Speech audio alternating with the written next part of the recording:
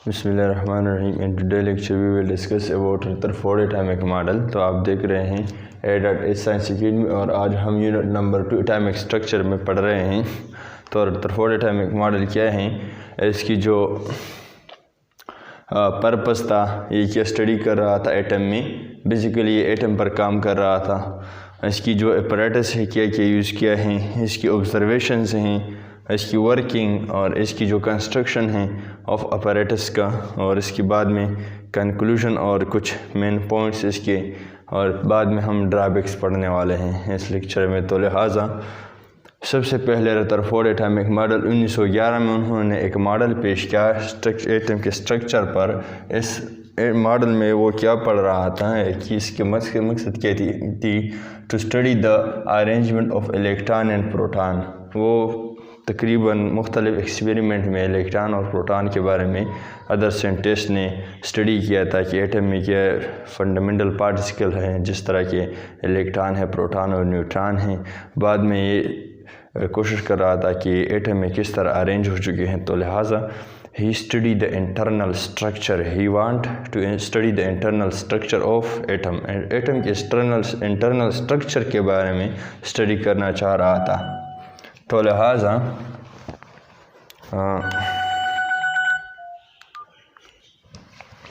Apparatus इसने क्या use किए थे, गोल्ड फॉइल। उन्होंने गोल्ड फॉइल इस्तेमाल किया और इसकी थिकनेस क्या थी, 0.00004 सेंटीमीटर। तकरीबन काफ़ी पतला सा शीट था गोल्ड का। और गोल्ड का फॉइल क्यों लिया था, क्योंकि गोल्ड के फॉइल में एक खुसूसियात हैं, वो क्या है, मेलिएबिलिटी पावर इसकी काफ़ी ज़्यादा है।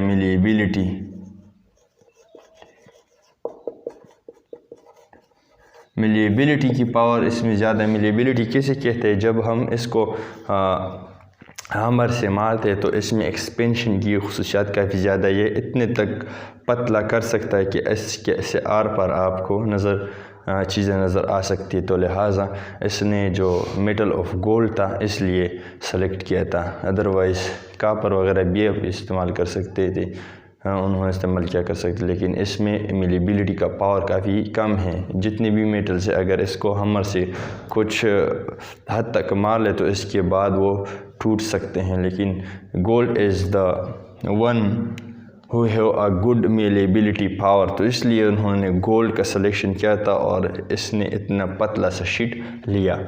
दूसरी बात यह है कि रेडियो एक्टिव मटेरियल सोर्स लिया है। रेडियो एक्टिव मटेरियल पोलोनियम, ये रेडियो एक्टिव एक मटेरियल है, एलिमेंट है, जिससे ख़ुद ब खुद रेडिएशन खारिज होती हैं। और इसे क्या खारिज होते हैं, अल्फ़ा रेडिएशन। अल्फ़ा रेडिएशन क्या चीज़ है, हीलियम पॉजिटिव न्यूक्लियस है। जब हीलियम पर 2 पॉजिटिव चार्ज आ जाए, इसका मतलब क्या है कि लेट्स सपोज ये हीलियम का एटम है, इसमें 2 प्रोटॉन है, 2 न्यूट्रॉन हैं और इसमें क्या है, 2 इलेक्ट्रॉन्स है। जब इलेक्ट्रॉन चले जाएं इस एटम से तो इस पर क्या रह जाएगी, 2 पॉजिटिव चार्ज। तो basically alpha particle is the helium nucleus. Photographic plate लिया था। फोटोग्राफिक प्लेट क्या है, ये वाला चीज़ है, ये फोटोग्राफिक प्लेट है। और यहाँ पर ZnS जिंक सल्फाइड यहाँ पर भी इस्तेमाल किया था और यहाँ पर भी इस्तेमाल किए थे। ZnS का मकसद क्या है, यह हम पढ़ने वाले हैं। ये पोलोनियम सोर्स हैं रेडियो एक्टिविटी का, रेडियो एक्टिव मटेरियल का जो पोलोनियम सोर्स है, एलिमेंट अल्फ़ा पार्टिकल रेडिएशन करते हैं। और ये लीड चेम्बर है। ये क्या है, लीड चेम्बर है। लीड चेम्बर का मतलब ये मकसद क्या है, यहाँ पर हम रेडियो एक्टिव सोर्स लेते हैं। दूसरी बात ये कि इससे इधर उधर रेडिएशन खारिज नहीं हो सकते, ये काफ़ी एब्जॉर्ब करते हैं रेडिएशन को, इसलिए ताकि इधर उधर इससे रेडिएशन बाहर न निकले। और इसकी जो एक साइड है इसको इसमें सुराख रखा है ताकि यहाँ पर ये रेडिएशन बम्बार्ड हो जाए। तो लिहाजा वर्किंग क्या है, वर्किंग ये है कि यहाँ पर उन्होंने पोलोनियम का जो सोर्स लिया तो ये अल्फ़ा रेडिएशन इमिट करती हैं। अल्फ़ा रेडिएशन के बारे में हमने पढ़ा है कि अल्फ़ा रेडिएशन क्या है, ये हीलियम की न्यूक्लियस है, हीलियम न्यूक्लियस, और उसको हम अल्फ़ा पार्टिकल भी कहते हैं। तो इसने क्या किया, इन्होंने तकरीबन 20,000 जो रेडिएशन है उन्होंने इस मेटल की स्लाइड पर, जो गोल्ड का स्लाइड है, इस पर डाल दिए। इसके बाद जो उन्होंने 20,000 अल्फा पार्टिकल बम्बार्डमेंट किया तो उन्होंने क्या देखा और इसे क्या ऑब्जर्वेशन लिया, तो उन्होंने देखा कि 19,990 पार्टिकल पास स्ट्रेट फॉरवर्ड। ये क्या हो रहा था, यहाँ पर आ रहा था 19,999 पार्टिकल यहाँ पर आ रहा था। तो चूँकि यहाँ पर हमने ZnS लगाया था तो इसकी स्पार्किंग से हमें उसको पता चल रहा था। ये ZnS क्या करते हैं, ये फ्लोरोसेंस मटेरियल है, फ्लोरोसेंस मटेरियल है। इसकी फ्लोरोसेंस से इसको पता चल रहा था कि यहाँ पर कुछ स्ट्राइक कर रहा है, जिसकी वजह से ये रोशनी या फ्लोरोसेंस हो रहा है। दूसरी बात है 8 पार्टिकल या 8 particle deflected through a small angle, और यहाँ पर क्या है, तकरीबन 8 पार्टिकल थे कि यहाँ पर डिफ्लेक्ट हो रहे थे, या यह स्मॉल एंगल पर डिफ्लेक्ट हो रहे थे, चूँकि यहाँ पर 8 पार्टिकल्स तक, तकरीबन 8 पार्टिकल्स तक, 8 अल्फ़ा पार्टिकल, और यहाँ पर 19,990 पार्टिकल आ रहे थे इन 2000 में। और सिर्फ क्या हैं, तकरीबन 2 जो पार्टिकल्स थे, 2 अल्फ़ा पार्टिकल्स थे कि ये बैक बाउंस हो गए, बैक बाउंस हो गए। तो मोस्टली अल्फ़ा पार्टिकल क्यों यहाँ पर स्ट्राइक किए, काफ़ी स्मॉल लीस्ट जो पार्टिकल थे 8 तक particle small angle slightly deflect हो गए, और यहाँ पर जो हैं हमारे पास 2 बैक बाउंस हो गए। तो इससे क्या पता चलता है, यहाँ पर मैं एटम्स का, यहाँ पर जो एटम है गोल्ड फॉइल का, मैं यहाँ पर इसकी स्ट्रक्चर ड्रा करता हूँ। यहाँ पर हमारे पास क्या है, गोल्ड फॉइल का जो एटम है, इसके न्यूक्लियस हैं, और इसमें क्या है, इसमें शेल्स हैं, इसमें क्या है, इसमें शेल्स हैं। तो यहाँ पर ये जो अल्फ़ा पार्टिकल्स थे 2000 जो पार्टिकल बम्बार्ड किए, तो स्ट्रेट फॉरवर्ड इसलिए निकले क्योंकि अल्फ़ा पार्टिकल, इस पर भी पॉजिटिव चार्ज है, न्यूक्लियस पर भी पॉजिटिव चार्ज है। तो चूँकि इसने इनसे ये अंदाज़ा लगाया कि एटम काफ़ी ज़्यादा एम्प्टी स्पेस रखती हैं, मतलब एटम की जो साइज़ हैं या जो बॉडी है, इसमें जो मोस्टली जो एरिया हैं, इसने इससे ये अख़ज़ किया कि काफ़ी ज़्यादा एम्प्टी, इसलिए यहाँ पर 19,990 पार्टिकल्स को अलाउड किया ताकि स्ट्रेट फॉरवर्ड पास हो जाए। दूसरी जो 8 पार्टिकल्स तो स्मॉल एंगल डिफ्लेक्ट हुए, तो यहाँ पर ये जो पार्टिकल आ जाए अल्फ़ा, चूँकि इस अल्फ़ा पार्टिकल पर क्या है, पॉजिटिव चार्ज है, और ये न्यूक्लियस पर भी पॉजिटिव चार्ज है, तो इसके साइड में जो गुजर रहे थे तो इस तरह डिफ्लेक्ट किए, तो स्मॉल एंगल ये डिफ्लेक्शन हो रहा है कि जब पॉजिटिव चार्ज के साथ पॉजिटिव चार्ज गुजर रहा है तो ये एक दूसरे को रिपेल करती हैं, तो लिहाजा रिपेलिंग से ये थ्रू स्मॉल एंगल डिफ्लेक्ट हो रहे थे। और ये जो कुछ पार्टिकल्स थे बिल्कुल बैक बाउंस हो गए, तो बिल्कुल ये न्यूक्लियस पर आ गए थे। जब न्यूक्लियस के आमने सामने आ जाए तो ये रीबाउंस हो जाएगी। तो तकरीबन अप्रोक्सीमेटली 2 अल्फ़ा पार्टिकल्स क्या हो गए, ये बैक बाउंस हो गए। तो इन ऑब्जर्वेशन के थ्रू उन्होंने कुछ क्या किया, उन्होंने कुछ पॉइंट कंक्लूजन निकाले और इस पर कुछ पॉइंट्स लिख दी। तो ये क्या है, ऑब्जर्वेशन था 19,990 particle pass to straight forward, 8 particles deflect and only 2 particles back bounce. तो उन्होंने कंक्लूजन क्या किया, जो कंक्लूजन था उन्होंने न्यू मॉडल ऑफ एटम पेश किया, मॉडल ऑफ प्लेनेटरी। वो कह रहे थे कि एटम का इस तरह है कि जिस तरह के प्लेनेट सन से अराउंड घूम रहे हैं, तो लिहाजा उन्होंने प्लेनेटरी मॉडल पेश किया। और इसके कुछ मेन पॉइंट्स थे। मेन पॉइंट्स क्या हैं, electron revolve around the nucleus just like planet around the sun. Electron क्या हैं, यहाँ पर इलेक्ट्रॉन हैं, ये क्या कह रहे थे कि ये रिवॉल्व कर रहा है अराउंड द न्यूक्लियस, जिस तरह के सन से न्यूक्लियस का जो वो सन, उन्होंने इसको सन का मिसाल दिया। और ये जो इलेक्ट्रॉन हैं ये प्लैनेट्स, जिस तरह के सन से प्लेनेट रिवॉल्व घूम रहा है, इसी तरह न्यूक्लियस से इलेक्ट्रॉन क्या हैं, ये न्यूक्लियस हैं और ये क्या है, इलेक्ट्रॉन्स हैं। इसने कहा कि जिस तरह सन से प्लेनेट घूम रहा है, इस तरह इलेक्ट्रॉन भी न्यूक्लियस से घूम रहे हैं। दूसरी जो पॉइंट है FC centrifugal force to the electron provided by the nucleus, और ये कह रहे थे कि ये जो सेंट्रीफ्यूगल फोर्स है, सेंट्रीफ्यूगल फोर्स क्या चीज़ है, वो फोर्स जो इस इलेक्ट्रॉन को इस मदारों में घूमने पर मजबूर करती हैं, ये क्या है, ये न्यूक्लियस प्रोवाइड करती है। और इसको किस तरह पता चला कि ये इलेक्ट्रॉन घूम रहे हैं, स्टेशनरी नहीं है? वजह ये है कि अगर ये इलेक्ट्रॉन स्टेशनरी हो जाए तो लिहाजा स्टेशनरी होने पर, चूँकि ये पॉजिटिव चार्ज है, ये नेगेटिव चार्ज है, ये अट्रैक्ट करेगा एक दूसरे को, और जब ये अट्रैक्ट करेगा ये कोलाइड करेगा, तो कोलिजन से एटम तबाह हो जाएगी। तो ये जो अपोजिट चार्ज की फोर्स है एक दूसरे पर लगा रहे, तो ये कहाँ पर खर्च होती हैं? तो ये खर्च हो रही हैं इस सेंट्रीफ्यूगल फोर्स में। ये जो न्यूक्लियस इस पर लगा रहे हैं इस इलेक्ट्रॉन पर, तो इस रिवोल्यूशन की वजह से एक दूसरे को बैलेंस करती हैं। इलेक्ट्रॉन बाहर चलने की कोशिश करती हैं, इस पर हमेशा के लिए, इस इलेक्ट्रॉन पर हमेशा के लिए फॉरवर्ड की तरफ एक फोर्स लगती हैं, F सेंट्रीफ्यूगल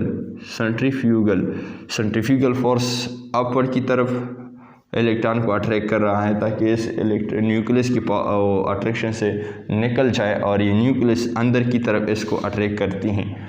तो इसकी वजह से ये दो फोर्सेस आपस में बैलेंस करते हैं, और ये टेंजेंशियल वेलोसिटी के साथ इस तरह घूम रही हैं। तो लिहाजा इसको यहाँ पर पता चला था कि भाई ये इलेक्ट्रॉन घूम रही हैं, स्टेशनरी नहीं है। और जैसे सेंट्रीफ्यूगल जो फोर्स है कैसे अप्लाई होता है, ये न्यूक्लियस की वजह से। दूसरी बात ये है कि size of the nucleus is very small as compared to the size of the nucleus. Size of the nucleus is very small as compared to the size of the atom. nucleus नहीं है, atom है। atom से जो size है ये काफ़ी small है इसका, और इसका रीज़न ये है कि यहाँ पर तकरीबन 19,990 पार्टिकल्स पास हो रहे थे। तो इसका मतलब है कि यहाँ पर काफ़ी एम्प्टी स्पेस है जो पॉजिटिव रेज के साथ इंटरेक्शन नहीं रखता, और ये काफ़ी स्मॉल एरिया है यहाँ पर, जो इसके साथ पॉजिटिव रेज की इंटरेक्शन हो जाए तो स्मॉल एंगल पर डिफ्लेक्ट करती हैं। बाज़ किताबों में लिखा है कि अगर न्यूक्लियस का साइज़ हम कितना ले लें, अगर हम न्यूक्लियस का साइज़ कितना ले लें, ये काफ़ी इंपॉर्टेंट है, फुटबॉल जितना, अगर न्यूक्लियस का साइज़ फुटबॉल जितना होता तो एटम का साइज़ कितना होता? एटम का साइज़ 5 माइल्स। 5 माइल्स गोरे कद न्यूक्लियस साइज़ द फुटबॉल दोना के नो साइज़ बद एटम सोनशी 15 मील गट, काफ़ी ज़्यादा एरिया है। तो साइज़ ऑफ द न्यूक्लियस क्या है, ज़रब-10⁻13 सेंटीमीटर है, और एटम की जो साइज़ है ज़रब-10⁸ सेंटीमीटर। और अगर ये साइज़ फुटबॉल इतना बड़ा कर ले तो ये कितना हो जाएगा कंपैरिजन में, 5 माइल्स हो जाएगी। तो ये काफ़ी बड़ी एरिया है। Atom is neutral, atom neutral है। और क्यों न्यूट्रल है? क्योंकि जितने इसमें प्रोटॉन है वो इतने ही इलेक्ट्रॉन हैं। तो प्रोटॉन पर पॉजिटिव चार्ज है और इलेक्ट्रॉन पर नेगेटिव चार्ज है, तो positive and negative cancel each other, तो न्यूट्रल। इसको इस तरह पता चला। Nucleus is responsible for the mass and energy.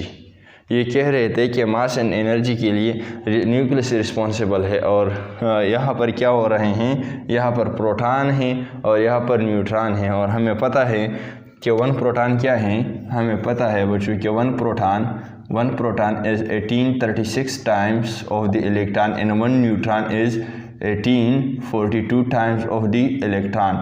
इससे इतना क्या है, वज़नी है। और ये बाकायदा तौर पर मैंने प्रूफ भी किए हैं अगले लेक्चर में। इलेक्ट्रॉन प्रोटॉन वाले जो डिस्कवरीज है वहाँ पर मैंने लिखे हैं। इसके ड्रॉबैक्स क्या थे, इसके सारे ये मेन पॉइंट्स थे। इसके ड्रॉबैक्स क्या थे, इसके कुछ ड्रॉबैक्स थे।